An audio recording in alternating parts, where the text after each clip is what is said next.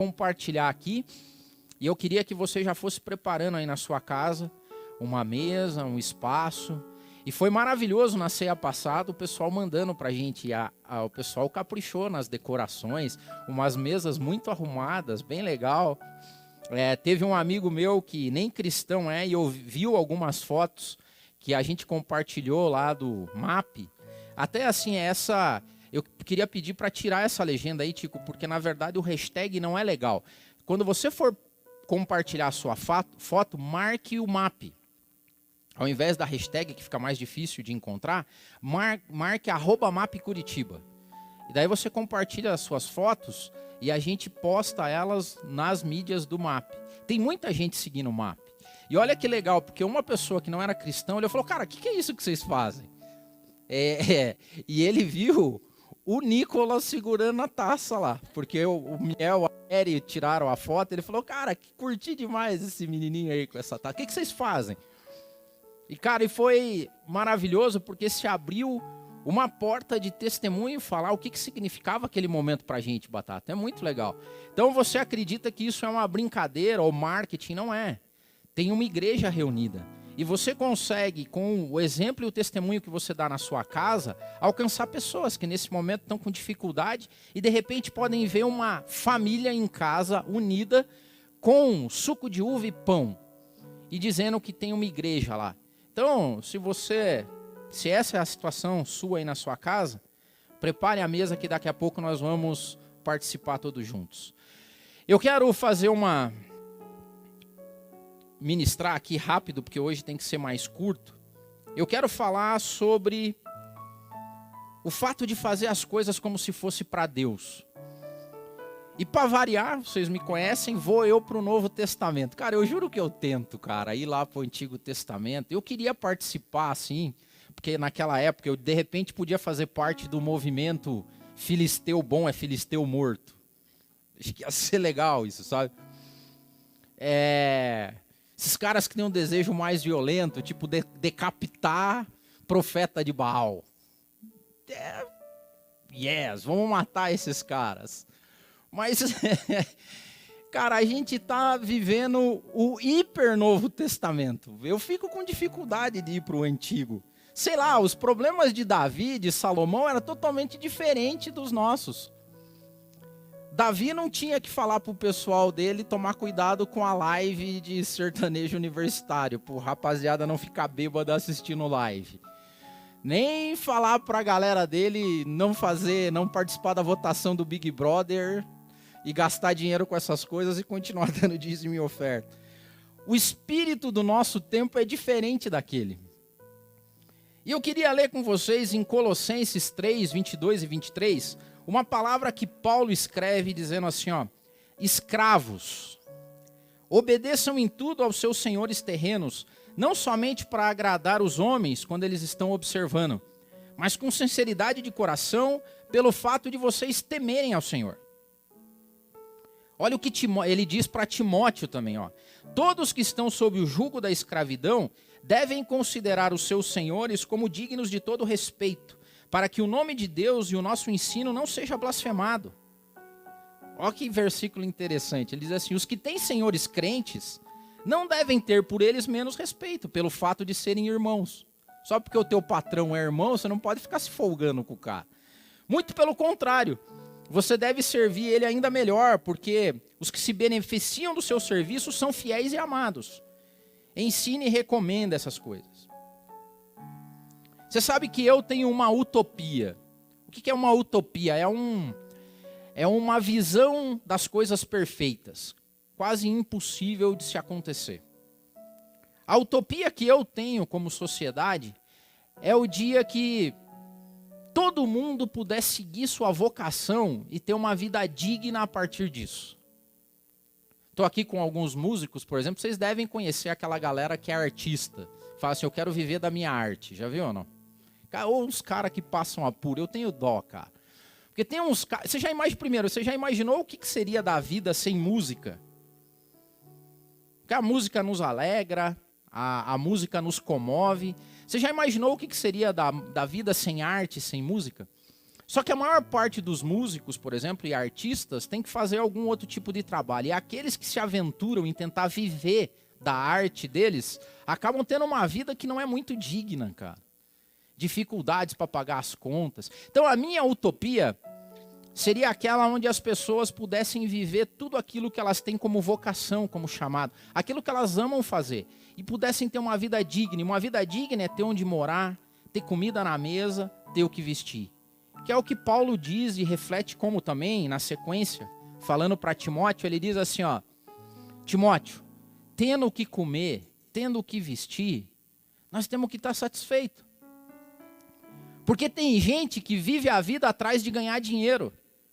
E essas pessoas são as que sofrem. Porque o amor ao dinheiro é a raiz de todo mal. O ponto é que nós não fomos criados para fazer as coisas, educados, vamos dizer assim. Nós não fomos educados para fazer as coisas como se fosse para Deus. Nós somos educados para fazer as coisas como se fosse para a gente mesmo. Para ganhar dinheiro, para sustentar em casa, para poder viajar, comprar as coisas, para ter uma vida de consumo, de bem-estar. E quando eu vejo Paulo falando essas coisas, e especificamente aqui eu quero falar e fazer o recorte do escravo. Cara, Paulo, na atualidade, Paulo ia morrer de fome se ele quisesse ser coach. Porque Paulo ia falar assim, sabe vocês escravos? Sejam bons escravos. Ele não ia falar assim, seja você o patrão. Tem os 10 passos para o sucesso. Ele fala, não, escravos, sejam bons escravos. E quando você estiver lá na sua escravidão, construindo, carpindo, puxando laje, batendo laje, faça como se estivesse fazendo para Deus. Ou dificuldade, né? Aqui o ponto de inflexão que eu chego em fazer as coisas para Deus é que na lógica do cristianismo, eu e você deveríamos trazer tudo que nós somos, temos, todos os nossos dons e talentos e aquilo que a gente ama fazer, e entregar diante de Deus para que Deus use isso para turbinar o reino. Mas se você for olhar na média, não é isso que está acontecendo. As pessoas se aproximam de Deus, em especial nesse momento. As pessoas buscam a Deus para que Deus turbine a vida delas. Tem alguma coisa errada acontecendo, eu preciso que Deus entre na minha vida e conserte essas coisas. Agora, para mim, o que Paulo estava dizendo era o contrário. É uma inflexão aqui. Ao invés de você procurar Deus para que Deus faça coisas para você, você traz tudo o que você faz e é capaz de fazer. E chega assim e fala, Deus, como é que você pode usar isso para que o seu nome seja glorificado? Para que o seu reino cresça?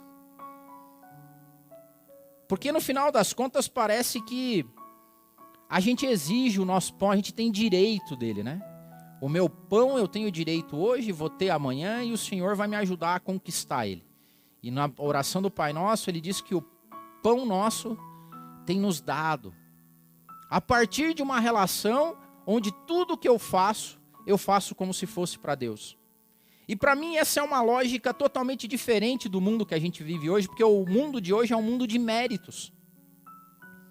Aqueles que fazem melhor, aqueles que aparecem mais, aqueles que seguem a lógica e as fórmulas do sucesso, esses fazem por merecer. E a lógica do reino, do evangelho, que nos confronta e os paradoxos dele, é uma lógica de graciocracia. Eu criei o termo. É uma lógica de graciocracia ao invés de meritocracia. E sabe quem que me dá testemunho disso? Jesus. Jesus é o ícone maior de fazer as coisas como se estivessem sendo feitas para Deus. Quer ver? Eu trouxe aqui os elementos da graciocracia. A graciocracia, primeiro, ela está baseada numa vontade que não é sua, num plano que não é seu, num plano maior que é o plano divino. João, por exemplo, escreve, Jesus fala dizendo assim, ó, a minha comida é fazer a vontade daquele que me enviou e concluir a obra dele. Hoje o que as pessoas falam é sobre os planos de vida, o meu plano, o seu plano. Quais são seus planos, suas metas? Na graciocracia, diferente da meritocracia, o plano que está em voga não é o meu, é o plano de Deus. E Jesus fala mais, em João 6, ele diz assim, ó, eu desci do céu para fazer, não para fazer a minha vontade, mas para fazer a vontade daquele que me enviou. Olhe, a minha comida, o meu sustento é fazer a vontade daquele que me enviou. O quanto do nosso dia a dia é envolto com graciocracia ao invés de meritocracia. Quer ver? Um dos distintivos da graciocracia. Primeiro lugar, não existe glória, pompa nem circunstância. Filipenses, Paulo escrevendo a Filipenses, ele diz assim, ó, sejam igual a Cristo, que embora sendo Deus, não se considerou igual a Deus, mas antes se esvaziou e veio à terra tomando forma de servo. Nós vivemos hoje um mundo de estereótipos sociais.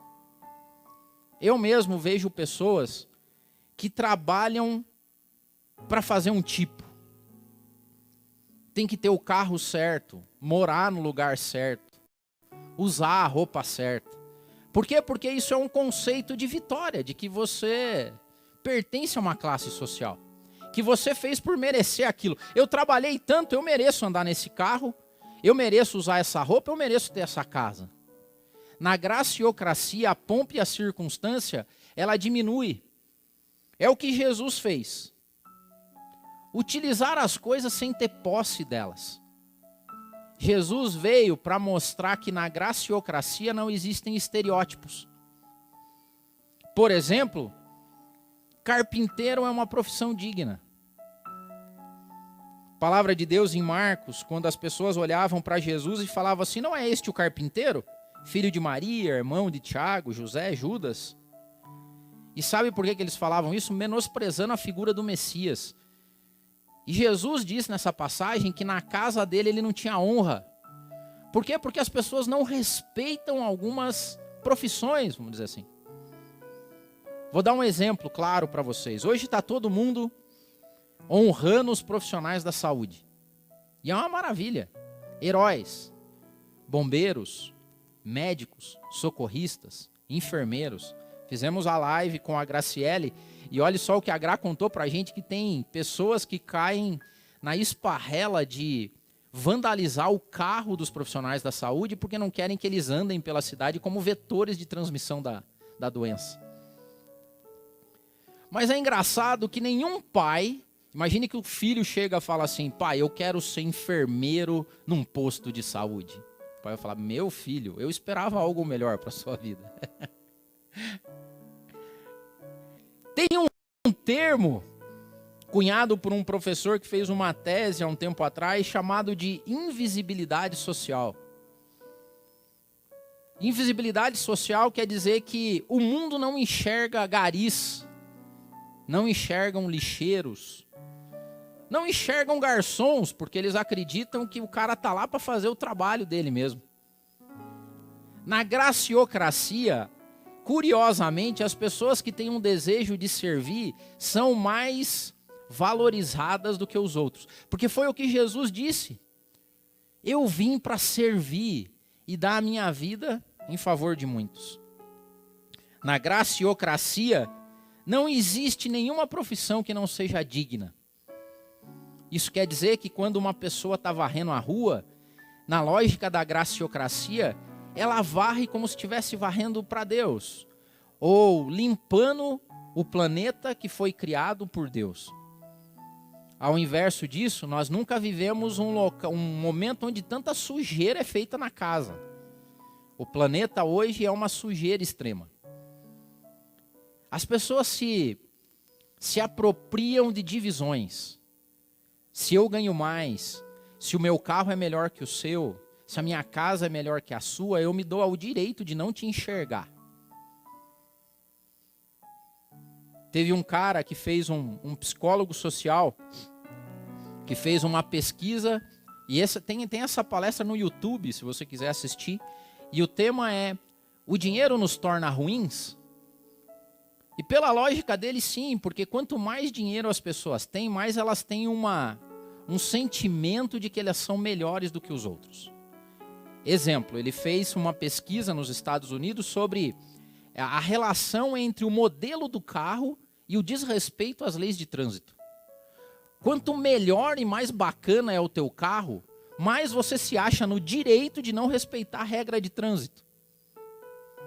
Deve ser esse o direito que você, abastado, chega num restaurante e se dá o direito de tratar mal o garçom. Afinal de contas, quem é um garçom? Quem é um gari? Quem é um carpinteiro? Pô, Deus podia ter achado uma profissão melhor para o filho dele aqui na terra, né? Enquanto ele crescia. Era um pouco da visão que se tinha dos discípulos e apóstolos. Ou dos judeus todos, que olhavam para Jesus e falavam assim, cara, a gente merecia um Messias melhor, cara. A gente merecia um outro rei Davi. Você entende por que eu tenho uma dificuldade de ir lá para o Antigo Testamento e ver essas coisas numa outra dispensação, num outro momento do tempo? Porque parece que nós ainda queremos os méritos da cruz para esse momento. Quer ver outra coisa da graça? Tempo e dedicação cumprem seu papel. Jesus não atropelou o tempo e o momento que ele vivia. O ministério de Jesus começou aos 30 anos. E a palavra de Deus diz que o menino ia crescendo em sabedoria, estatura e graça. Até a hora que chegou o momento que ele ia executar aquilo que Deus pediu para que ele fizesse. Nós vivemos num mundo que não respeita mais os tempos, que não respeita a sabedoria, que não respeita cabelos brancos ou a falta de cabelos. Onde os nossos filhos nos dão ordens ou acreditam que entendem tudo da vida. Onde nós desrespeitamos a sabedoria de pessoas que fizeram o mundo chegar até aqui. Dos pastores que vieram antes de nós, das pessoas que não tinham transmissão ao vivo, cara. Que para chegar até a casa das outras pessoas tinham que ir a pé mesmo. Pegar a condução lotada, quando tinha condução. Na graciocracia, o tempo cumpre o seu papel. Nós hoje somos desesperados. Por exemplo, uma das coisas que mais causa ansiedade nas pessoas hoje é porque o tempo parou.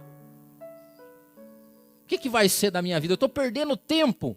E tempo é dinheiro. Você já imaginou? Eu fico tentando fazer a minha empatia com Jesus, cara. Eu fico tentando imaginar Deus sendo criança, cara. Não sei qual que eram as brincadeiras de menino, mas eu fico imaginando Jesus, a Bíblia não nos dá conta disso, mas Jesus com 20 anos. Cara, com 20 anos você tá querendo ganhar o mundo. E ele não ia ganhar o mundo, ele ia redimir o mundo. E daí o Deus fala para ele assim, calma filho, não, tem 10 aninhos pela frente. O que eu vou fazer até lá, pai? Faz umas cadeirinhas, faz uns bancos, ajuda seu pai, terreno aí, José. Jesus esperou até os 30 e hoje as pessoas ficam desesperadas porque elas estão perdendo tempo, porque os nossos filhos não estão estudando. Porque a lógica do tempo hoje é, eu parei, eu não consigo mais produzir. Cara, Deus esperou anos para que ele redimisse o mundo. Isso quer dizer que a analogia de tempo para Deus é totalmente diferente.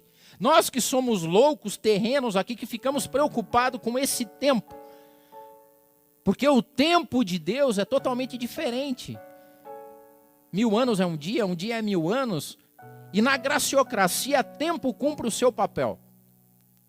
Não é hora ainda, filho, calma. Vai chegar um momento. Aí passa o tempo e tal, e de repente vai. Na graciocracia, dinheiro não é a melhor. Essa talvez seja a mais difícil de todas. Na graciocracia, dinheiro não é retribuição. Até porque, ao contrário, quando você faz as coisas como se fosse para Deus, parece que o retorno não vem, muito pelo contrário. Quando você faz as coisas como se fosse para Deus, parece que você paga de idiota. Porque daí as pessoas podem abusar de você.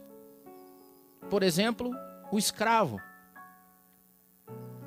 Escravos, sejam fiéis aos seus senhores. façam como se estivessem fazendo para Deus. Cara, vamos fazer uma greve aqui, eu acho que tem que fazer uma revolução, estou ganhando muito baixo, VR não está funcionando, VA não veio, os benefícios aqui na empresa não são legais. Quando os fariseus e saduceus fecham a Jesus e propõem uma pegadinha para ele, e falam para ele, Jesus, é lícito pagar imposto? E ali era uma pergunta difícil, porque se Jesus dissesse assim, fosse não, não é certo pagar imposto, ele ia ser acusado pelos romanos de rebelião, de forçar os judeus a não pagarem. E se ele falasse, não, tem que pagar o imposto, ele ia ficar mal com os judeus, que estavam muito bravos e chateados com Roma, que achacava eles com altos impostos. E o que Jesus fala é, tem uma moeda aí? O que está desenhado nessa moeda? Quem que está? A cara de quem que está nessa moeda? César. E ele diz o seguinte, dai a César o que é de César, dai a Deus o que é de Deus. O que o mundo espera de nós é performance, é mérito para recompensar a performance que a gente tem. O que Deus espera da gente na graciocracia é que a gente simplesmente retribua a Ele o que Ele nos deu. Dons, talentos e aquilo que a gente ama fazer. E aqui, durante muito tempo, nós ficamos fechados naquilo que só a igreja dizia. Achando que a única forma de prestar ou devolver sua vocação a Deus era sendo pastor, cantor, missionário. Pois bem, nunca a gente precisou tanto de pessoas vocacionadas lá fora. Porque ainda tem gente tirando o seu lixo da sua porta. Ainda tem pessoas que se arriscam em motos para levar a sua refeição. Ainda tem pessoas que vão todo dia para hospitais ganhando salários de miséria e que expõem a vida para cuidar de pessoas. Ainda tem pessoas com salário pior ainda, que dedicam a vida para a educação, porque são professores e professoras. Na lógica da vocação e da graciocracia, dinheiro nunca é o melhor reconhecimento. E se a gente seguir o evangelho, o reconhecimento não vai vir nessa instância terrena. Porque todo trabalho feito como se fosse para Deus, ele não vai ficar sem pagamento. Mas a promessa bíblica é que esse pagamento não vai acontecer aqui. Ele vai acontecer em outro local. Um dia a Bíblia fala de distribuição de recompensas, que as pessoas vão receber conforme todo o bem e mal que fizeram. Isso não tem relação com a graça. Eu não sei como é que é isso. Já brinquei até aqui, eu não sei como é que a gente vai participar de entrega de galardão lá. Porque se não vai ter inveja, ira e nem, tipo, mimimi. O galardão do André pode ser 3 vezes maior do que o meu e eu... Como é que vai ser a relação de mérito? Porque hoje, quando você ganha algum troféu, o que você quer fazer? Mostrar para os outros, cara. Se você é o primeiro no pódio, você quer postar a foto para que todos enxerguem que você é melhor do que os outros. Mas naquele ambiente de graça e justiça, sabe o que eu acho que vai acontecer? Sabedores da vocação de cada um e daquilo que nós fizemos, nós vamos ficar contente com o galardão de todos. Porque Deus é justo. Em quinto lugar, na graciocracia, sacrifícios fazem parte de fazer as coisas como se fosse para Deus. Mateus diz assim, então Pilatos soltou Barrabás, mandou açoitar Jesus e entregou ele para ser crucificado. Então os soldados do governador levaram Jesus ao pretório e reuniram toda a tropa ao seu redor. Tiraram-lhe as vestes e puseram nele um manto vermelho. Fizeram uma coroa de espinhos e colocaram na sua cabeça. Puseram uma vara na sua mão direita, ajoelharam e zombavam dele dizendo, salve o rei dos judeus. Chacota, cara. Jesus foi chacotado. Fica imaginando para que Deus, o soberano do universo, todo o poder em Deus. E os caras fazendo chacota com Jesus. Vestiram ele como se fosse rei, com uma coroa de espinhos. Colocaram uma vara como se fosse um cetro. E começaram a zombar dele. Tiração de sarro. Bullying. Esse foi o bullying eterno. Cuspiram nele. Que é a afronta maior para um homem do que receber um cuspe na cara? Isso mexe com o bril. Para um homem, levar um soco tem mais dignidade do que levar um cuspe. Agora, em tempos de coronavírus, talvez não, né? Cuspiram, tiraram-lhe a vara e batiam na cabeça dele com a vara.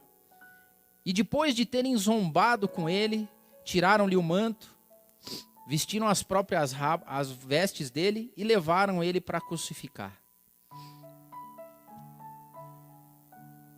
Na lógica da graciocracia, nós que queremos fazer as coisas como se fosse para Deus, uma coisa é certa: nós vamos ter que aguentar a chacota, o escárnio e às vezes as dores físicas. Hoje a dor física de uma pessoa que quer fazer as coisas como se fosse para Deus é a dor de não participar do que os outros participam. É a dor de um professor, por exemplo, que pode olhar para a vida dele e falar assim: cara, eu nunca vou ter os carros que o Cristiano Ronaldo tem. Mas a minha vocação é ser professor. A dor é de um técnico de enfermagem que está agora arriscando a vida para salvar pessoas e olhar para o futuro e falar: cara, se eu morrer de coronavírus, eu não vou ter o enterro que o Michael Jackson teve. Não vai ter galera fazendo, os artistas do mundo tocando no meu velório. É o preço de cumprir ordens. Porque fazer as coisas como se fossem para Deus é acreditar que tem um plano por trás disso, que Deus conta com você e com a tua vocação, e que mesmo diante das dificuldades você vai seguir o plano. Que é o que aconteceu com Jesus, lá no Getsemane. Mateus 26 diz o seguinte: indo um pouco mais adiante, Jesus estava no Getsemane. Prostrou-se com o rosto em terra e orou: meu Pai, se for possível, afasta de mim essa vocação, esse chamado. Contudo, não seja como eu quero, mas como o Senhor quer. Quantos de nós nesse momento não queríamos ter a profissão diferente? Não queríamos ter um emprego diferente? Não queríamos estar morando num outro país, numa outra realidade, com menos impostos? Quantos de nós nesse momento não queria estar cumprindo quarentena numa mansão com piscina, sauna, quadra de tênis, para ficar bem bacana a quarentena? Quantos de nós olham para aquilo que Deus nos deixou para esse momento? Seja o desemprego, seja um salário baixo, seja uma posição quase de escravidão. E a gente pudesse olhar e falar assim: Senhor, se for possível, não deixa que isso aconteça comigo. Se for possível, mantenha o meu emprego, um salário alto. E outra, agora está um momento bom para investir. Que bom que eu tenho dinheiro, porque agora eu vou ganhar e especular e vou sair dessa pandemia mais rico do que eu já era. Agora tem umas pessoas que vivem na graciocracia. E tudo que vivem e passam, fazem como se fosse para Deus. E a despeito da dificuldade, a despeito de suar sangue às vezes, como aconteceu com Jesus, olham para tudo isso e falam assim: seja feita a sua vontade, ó Pai. Seja feita a sua vontade.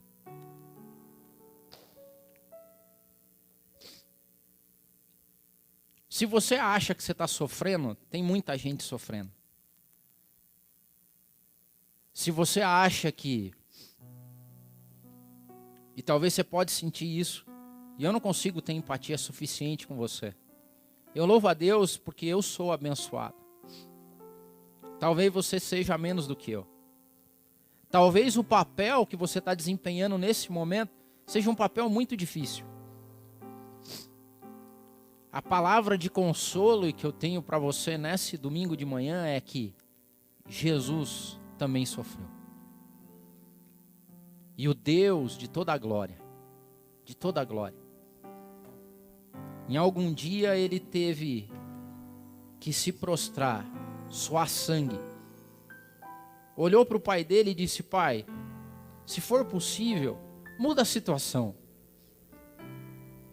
Se for possível, tira de frente de mim esse desafio que eu vou passar agora. Se for possível, tira diante de mim a morte, o escárnio, o sofrimento e o açoite.